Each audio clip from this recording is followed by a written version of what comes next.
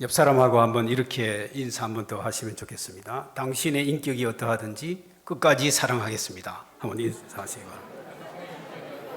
예, 인격이 어떠하든지 끝까지 사랑하겠습니다.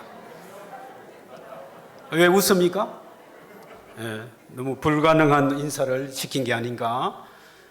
우리 마음속에 부활하신 예수님이 계시면 가능할 줄로 믿습니다. 성령께서 가능하게 하실 줄로 믿습니다. 우리 자연적인 인간의 힘으로는 인격이 안 되는 사람 사랑하기가 참 어렵습니다. 미워하기 쉽죠. 그런데 예수님은 우리에게 내 이웃을 내 몸과 같이 사랑하라 이렇게 말씀하셨어요. 그래서 오늘 재직 헌신예배 2023년 이 새해벽두에 재직 여러분들에게, 모든 성도님들에게 사랑하자. 오늘의 또 우리 1년의 재직의 사명이 사람을 사랑하는 그런 사명을 오늘 예수님이 우리에게 원하신다. 그래서 오늘 주보에 나와 있는 대로 설교 제목이 사랑하라 한 번도 상처받지 않은 것처럼, 이게 어느 시인의 식구에서 따온 겁니다. 그 시는 춤추라 아무도 바라보지 않은 것처럼. 두 번째 소절이 그렇습니다. 사랑하라 한 번도 상처받지 않은 것처럼, 노래하라 아무도 듣고 있지 않은 것처럼, 일하라 돈이 필요하지 않은 것처럼, 살라 오늘이 마지막 날인 것처럼. 알프레드 디 수자라는 분이 쓴 시인데 참 마음에 와닿는 시입니다. 힘든 일이죠. 상처받으면 사랑하기 힘듭니다. 그 상처를 상처로 줘야 속이 풀리는 것이 자연인이죠. 그래서 드라마나 소설이나 대부분의 영화들을 보면 원수 갚는 것이 주제입니다. 내가 당했으니 너도 당해봐라. 이것이 주제입니다. 그런데 성경은, 예수님은 반대로 말씀하시죠. 선으로 악을 이겨라. 원수를 용서하라. 사랑하라. 한 번도 상처받지 않은 것처럼. 상처투성이인데 어떻게 그렇게 할 수 있겠습니까? 예수님을 믿기 때문에, 죽었다가 살아났기 때문에, 만왕의 왕이신 예수님이 우리 속에 있기 때문에 그 일이 가능할 줄로 믿습니다. 그러면 우리는 행복을 경험하게 될 것이고, 구원받은 사람, 천국 시민으로서 아주 평강을 누리며 기쁘고 즐겁게 살아갈 것입니다. 요한복음 4장에 나오는 사마리아 여인의 이야기를 여러분 아시죠? 재직들은 모르면 안 되죠. 요한복음 4장인데 한 21장쯤 나오면 또 몰라도 요한복음 4장에 나오는 사마리아 여자는 이름이 안 나옵니다. 니고데모는 이름이 나오고 많은 이름이 나오는데 이 여인은 이름이 안 나와. 무명인이. 그래서 저는 천국 가면 이 사마리아 여자를 먼저 찾아보고 싶어요. 그리고 이름을 물어보고 싶은. 왜냐? 굉장히 중요한 선교적 메시지를 이 사마리아 여인 때문에 요한복음 4장에서 찾을 수가 있다. 그렇게 믿기 때문에 그렇습니다. 예수님이 이 여자에게 영생하는 물을 주겠다.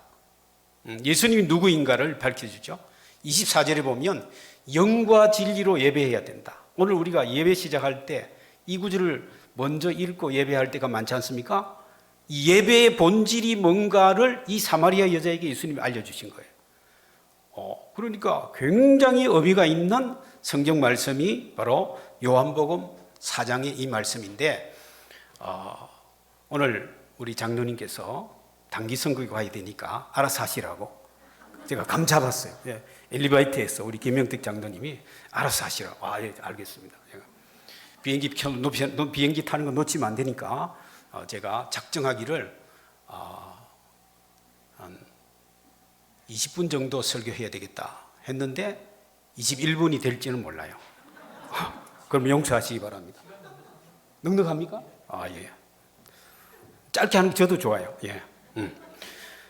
그런데 오늘 이 4장에서 드릴 말씀이 하루 종일 밤새 이야기해도 할 수 있는데 딱 줄여서 말씀드리면 이 여자의 정체가 뭔가, 어떤 사람인가 잘 안 나와요. 그러니까 우리가 예수 믿을 때 하나님이 보실 때 우리가 누구인가에 대해서 너무 관심 안 가져도 된다는 것 같아요. 예수님을 만나고 예수님과 대화하고 예수님 말씀 듣고 순종하면, 예수님 따라가면 된다는 거예요. 이름 몰라도 돼.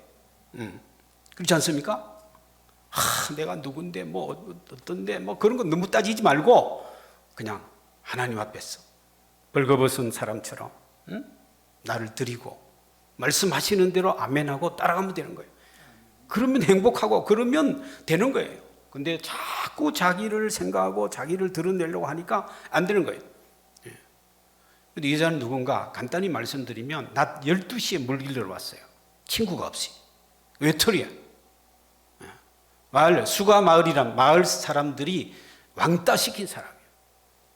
우리 재직들이 왕따 시키지는 않겠죠, 서로 간에. 단기 선교팀 많이 가면 왕따 시키려고 하는 사람들이 또 생길 수도 있어요. 근데 우리 예수 믿는 사람 왕따는 뭐냐면 왕이신 하나님이 쓰시려고 따로 떼어놓은 사람이 왕따라 그래요. 우리 예수 믿는 사람 왕따는 또 좋은 거야. 우리는 모조리 좋게 만들어요. 낮 12시에 물길로 왔다. 이 태양이 중천에 떠 있는 이스라엘 땅에, 열대 사막 지방에. 이 여자는 동네 사람들부터 왕따 당하고 소외되고 손가락질 당하는 아주 비난받는 그런 여인이었어요.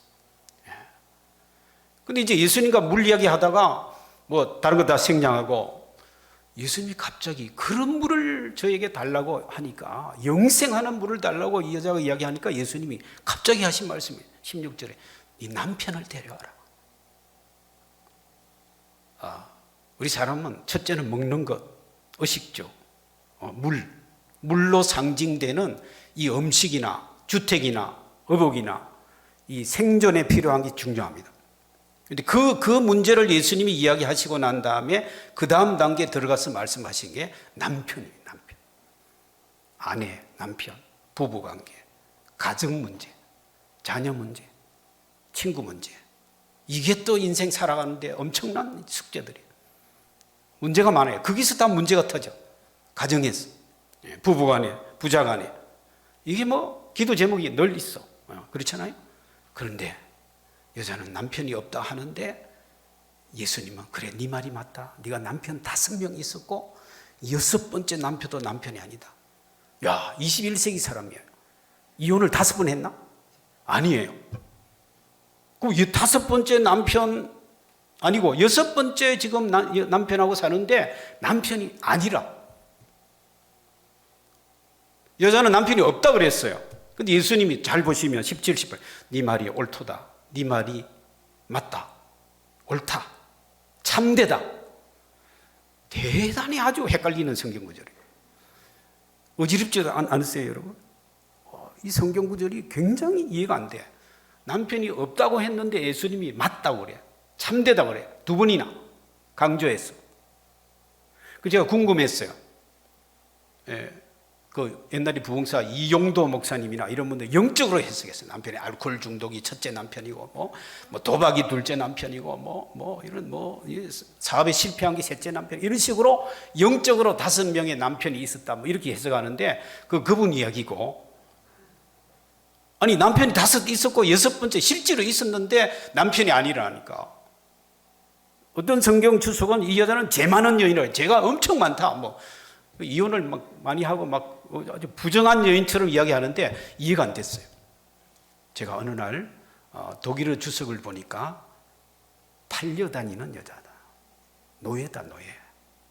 어릴 때 아버지에게 팔렸고 6번 팔린 거예요. 그래서 남편 아닌 남편, 남편처럼 살지만 남편 아닌. 그러니까 이 여자 말도 맞고, 왜? 자기 의사로, 자기 의지로, 자기가 선택해서 결혼한 게 없는 거예요. 그런데 현실적으로는 팔려다니니까 그런 아내 역할을 해야 되는 그런 입장. 예수님 말씀도 맞고 이 여자 말도 맞는 거예요. 그래서 제가 궁금했어요. 가격이 얼마였을까? 팔려서는 가격이 있을 거 아니에요. 독일어 주석에 보니까 암소 한 마리 가격보다 싼 가격에 팔렸다. 얼마나 비참해요. 동물 짐승보다 못한 인간이야. 그러니까 이 마음속에 엉그러진 이 한이, 그 상처가 얼마나 깊었겠어요. 왕따 당하고 있고 인간 취급받지 못하는 이 마을에서 그런 사람이 예수님 만나가지고 대화하다가 남편이 없는 네가 옳다, 맞다 인정해 주니까 이 여자가 거기서 뭐가 꿈틀거리죠. 찐한 감동이 일어난 거예요. 변화가 일어나는 거예요. 그래서 29절, 39절 똑같은 말씀이 나와요. 근데 그 전에 여자가 뭐라고 그러냐면 갑자기 예수님께 또 질문합니다. 당신은 내가 보니까 이제는 유대인 그냥 남자가 아니라 랍비다, 랍비, 선지자다. 자, 사마리아 사람은 여기 이 산에서, 그리심 산에서 예배해야 된다 그러고, 이스라엘 사람은, 유대 사람은 예루살렘에서 예배해야 된다는데 어디서 예배하는 것이 맞습니까? 놀라운 일이죠. 쓰레기 취급받던 중고품 사람도 예배에 대한 질문이 있는 거예요. 예배에 대한 질문. 그래서 24절에 예수님이 하신 말씀이 영과 진리로 예배하면 된다. 장소가 문제가 아니다. 공간이 문제가 아니다. 놀라운 일이에요. 인류 역사에 모든 종교나 우상숭배는 공간을 중요시합니다. 장소를 중요시해요. 공간의 권위를 가지고 사람을 영적으로 지배하려고 그래요. 그런데 예수님은 타파하시고 어디든지 하나님을 예배하면 된다. 영과 진리로 예배하면 된다. 망고의 진리를 이 여자에게 이야기하신 거예요. 그래서 오늘 우리 재직들이 사랑해야 되는데 첫째는 하나님 사랑입니다. 마태복음 22장 37절에 보면 율법과 선지자의 강령은 이것이니 하나님을 사랑하라. 마음과 뜻과 힘과 정성을 다하여 하나님을 사랑하라. 하나님 사랑은 뭡니까? 예배하는 것입니다. 하나님 사랑은 예배입니다. 예배. 예배가 얼마나 중요한지 몰라요. 근데 예배의 이 기쁨을 누려야 되는데 예배의 이게 기쁨을 누리지 못하면 그 신앙이 정상이라 하기 힘듭니다. 뭔가 비정상이다. 예배당에 오는 것이 즐거워야 돼요. 기뻐야 돼요. 왜? 여러분 처음 예수 잘 믿을 때 은혜 받으실 때 생각해 보세요. 예배당 오는 발걸음이 막 환희에 차서 예배 기도하고 찬송하고 말씀 읽고 듣고 이게 우리 영이 살아나는 거예요. 하나님이 예비하신 우리 세포들이 오장육부 사지백체가 제일 평안하고 활달하게 살아나는 것이 예배입니다. 그래서 예배 시간에 잠이 잘 오는 사람이 있어요. 괜찮아요. 와서 다른 데 가서 조는 것보다 예배당 조는 게 좋아요. 버스 타고 졸면 막 지나가서 내리게 되고 안 되잖아요. 예배당에 오는 것을 사모해야 돼. 즐거워해야 돼. 29절에 보세요. 여자가 물기르러 왔어요. 물동이를 버려두고 동네로 뛰어갑니다. 자기를 왕따시킨 사람, 그 사람들 찾아가서 나의 행한 모든 일을 내게 말한 사람을 와서 보라. 이게 전도 방법이에요. 뭐 예수 천당 불신지옥 이런 게 아니야. 29절 39절 똑같이 나옵니다. 나의 행한 모든 일을 내게 말한 사람을 와서 보라. 보시오. 뭡니까? 이 여자는 자기 과거에 팔려다닌 게 그게 최고의 인생의 상처입니다. 근데 그게 해결돼 버린 거예요. 나의 과거를 다 아시고 받아주시고 한마디도 비난하지 아니하시고 나를 인정해 주신 메시아를 내가 만났다. 와보시오, 와보시오. 근데 동네 사람들이 아마 잠자고 있었을지도 몰라요. 이 여인의 평소에 얼굴에 수심이 가득하고 얼마나 얼굴이 그림자가 많고 어두웠겠어요. 마음이 어두우면, 상처가 많으면 얼굴에 드러나는 거 아니에요? 그런데 예수님을 만나고 대화하는 가운데 선지자로, 메시아로 예배의 문제, 영적인 문제, 자기 과거의 모든 것 다 해결됐어요. 해방과 자유를 환희에 찼어. 물동이 버려두고 뛰어왔어. 그러니까 그 여자의 얼굴이 완전히 지옥의 얼굴이 천국의 얼굴로 바뀐 거예요. 그러니까 동네 사람들이 이거 뭔가 있다. 이 뭐가 터졌구나. 이럴 때 쓰는 말이 대박이라고. 대박이 터졌구나. 그래서 마을 사람들이 호기심에 의해서 아마 우물가로 와서 예수님을 만난 줄로 압니다. 그래서 예수님 모시고 가요. 그래서 예수님이 그 마을에 이틀을 더 유하셔. 하나님을 사랑하는 것, 우리가 해야 될 일은 하나님, 첫째는 하나님 사랑인데 그거 예배입니다. 예배. 그리고 말씀을 들어야 돼요. 말씀은 우리를 두려움으로부터 해방시켜주고 우리를 어리석은 선택을 할 때도 막아주고 지혜롭게 하고 사업을 하든 공부를 하든 무엇을 하든 하나님의 말씀에 입각해서 말씀이 그냥 마음속에 그냥 막 돌아다녀야 돼요. 돌아다녀야 돼요. 근데 우리가 여호수아서 1장에 보면은 이 말씀이 내 입에, 말씀이 입으로 나와야 된다고. 입으로 읽어라 이런 말. 그 무슨 말이에요? 눈으로 읽어야지 어떻게 입으로 읽습니까? 소리 내어서 말씀을 네 귀로 듣고 다른 사람에게도 들리게 하라. 아버지는 부인과 자녀들에게 말씀이 들리도록 입으로 읽어라. 입으로 묵상하라. 그리고 지켜라. 여호수아에게 하신 말씀이 오늘 우리에게도 하시는 말씀인 줄로 믿습니다.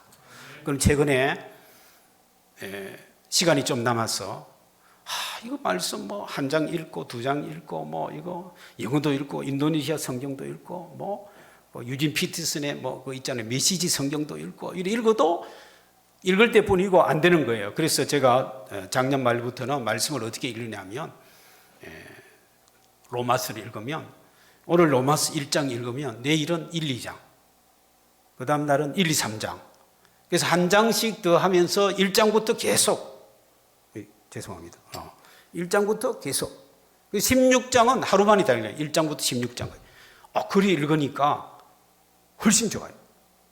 좀 더 기억이 나고 이해가 쉽고 그래서 지금은 마가복음 읽는데 오늘 아침에는 8장까지 읽었어요. 1장부터 8장까지 내일은 또 1장부터 9장까지 근데요 4배속 해가지고 막 읽으면 빨리 읽고 좋아요. 듣는 성경 많잖아요. 성경을 가까이 하고 또 써야 되면 외워야 되면 써야 되면 지켜야 되면 근데 예배를 드리지 않으면 그것도 안 돼요.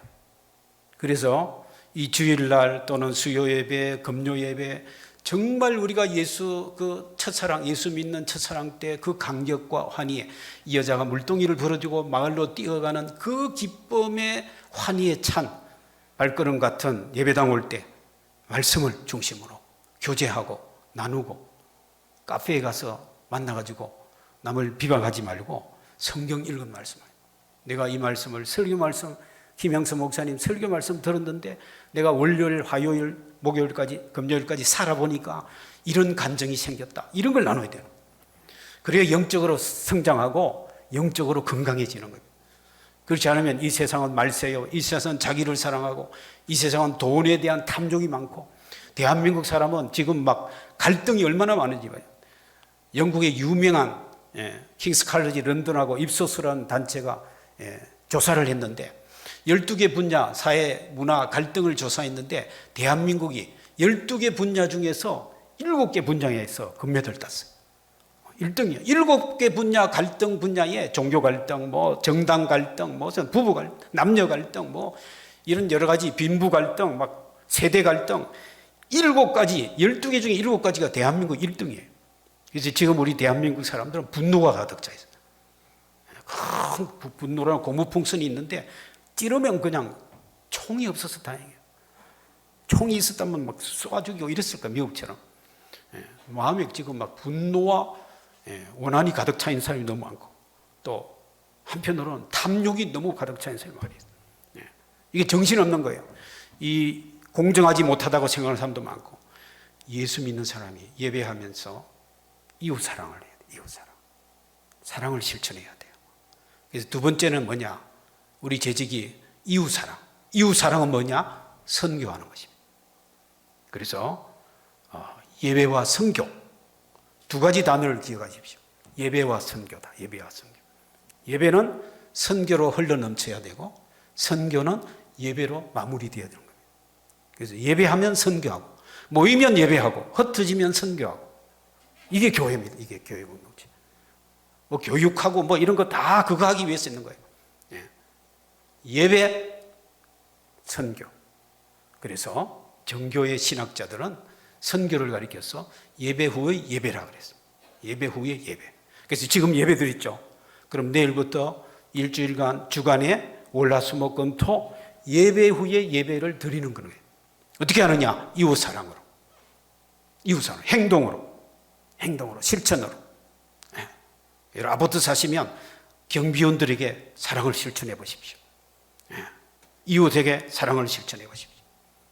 지나가는데 경비원들이 여러분 앞에 와서 막 저리 가다가도 와서 보고 정말 존경하는 듯이 인사하는 거 있어야 돼요.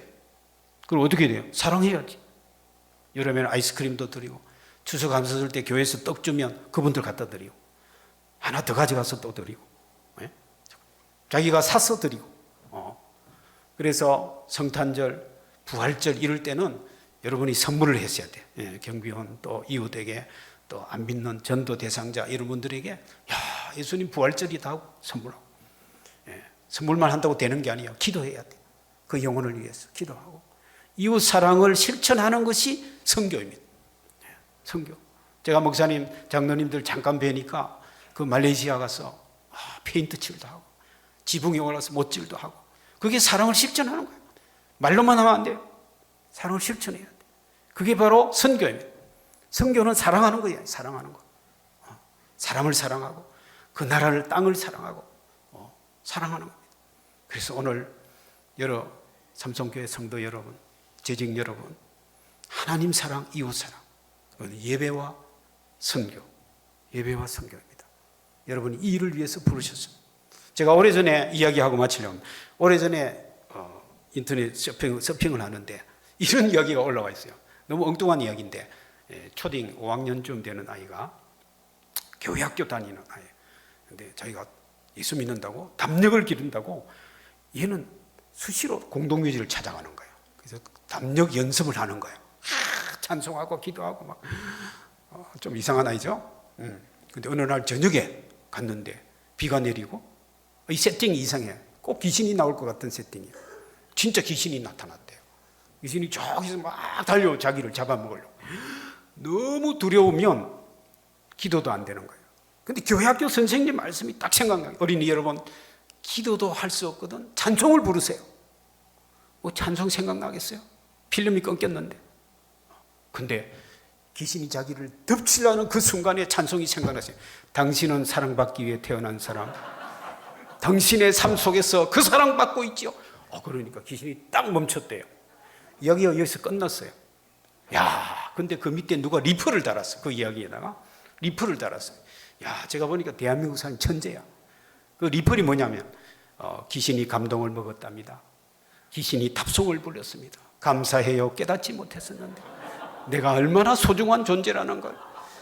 야, 저는 그 이야기 보고요 너무너무 감동받았어요. 천재다, 천재. 이런 이야기를 지어내는 대한민국, 야, 누가 썼는지 모르지만 그런 일이 어디에 있겠어요. 그런데 신학의 조직신학 분야에서 보면 그건 틀린 이야기예요. 귀신이란 존재는 사랑받지도 못하고 사랑하지도 못하고 뭐 감사해요 깨닫지 못, 그 회개도 없어요. 귀신은. 근데 선교신학적으로 옳아요. 왜? 귀신 같은 인간이 많다. 그런 인간도 변화될 수 있다. 어떻게 하면? 예수님 사랑받으면, 하나님 사랑받으면, 탕자를 들어오는 탕자를 그냥 이렇게 안아주시고 잔치를 벌이는 그 아버지 하나님의 사랑을 받으면 어떠한 인간도, 귀신 같은 인간도 변화될 수 있다. 여러분 주위에 누군가가 변화되어야 된다고 생각하십니까? 걱정 마십시오. 믿음으로 기도하시고 사랑받으면 변화됩니다. 우리 집 아들이 그랬고 또 이웃집 아들도 그렇고 다 그렇습니다. 사랑받으면 변화됩니다. 게임 중독된 아들이 있습니까? 그 사랑 제대로 못 받아서 그런 거예요. 사랑 제대로 받으면 변화됩니다. 게임 중독 있는 분이 있으세요? 하나님 사랑 받으면 변화됩니다.